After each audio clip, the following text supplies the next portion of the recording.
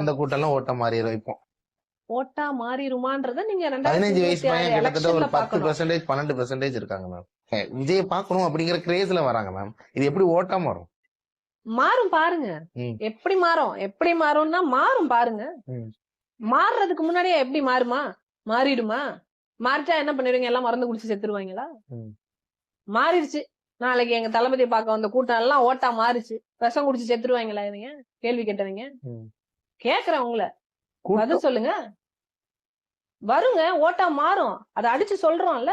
ஓட்டா மாறாம பின்ன எதுக்கு வர்றாங்க? எல்லாரும் வேடிக்கை பாக்குறதுக்கு வராங்களா? இங்க பாருங்க, காசு வாங்கிட்டு வர்றவங்க அன்னைக்கு ஒரு சம்பளம் கொடுக்குறாங்க அப்படின்றதுக்காக வர்றாங்க. தளபதியை பார்க்க வர்றவங்க யாருக்குமே வந்துட்டு எனக்கு நீ இது கொடுக்கல, சம்பளம் கொடுக்கல, சரக்கு வாங்கி கொடுக்கல அப்படின்றது எண்ணம் இல்லைங்க. தாவேக்கா நிர்வாகிகளோ தாவேக்கா தொண்டர்களோ அப்படி இல்லைங்க. மேல ஏறி பாக்குறாங்க. அவங்களுக்கு ஆர்வம்னால ஏறி பாக்குறாங்க. தற்குறிகள் அப்படிங்கிறது. தற்கூரின்னு சொல்றதாங்க தற்கூரி.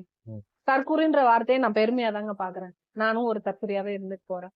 இனிமேல் நான் தற்கூரி, ஆமா இந்த கட்சியில இருந்தா நீ தற்கூரி, ஆமா தற்கூரி, நான் பெருமையா தான் சொல்லிட்டு போவேன். ஏன்னா எனக்கு மேல இருக்கிறது என் தளபதி விஜய். எம்ஜிஆர் விஜய் அப்படிங்கிறப்ப நீங்க சொல்றது ஈக்குவலா அந்த ஃபேமருக்கு ரசிகருக்கு பிரச்சனை இல்லை மேம். அவங்க ஆல்ரெடி திமுக பொருளாளர் இருந்தாரு.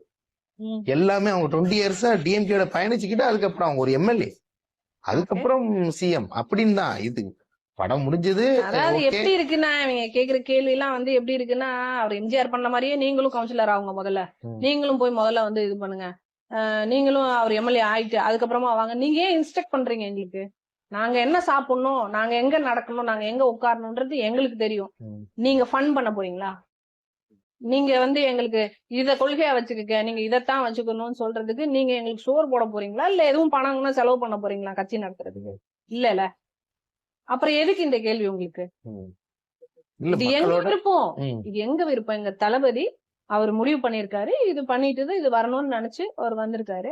இதுல யாருக்கு என்ன பிரச்சனை?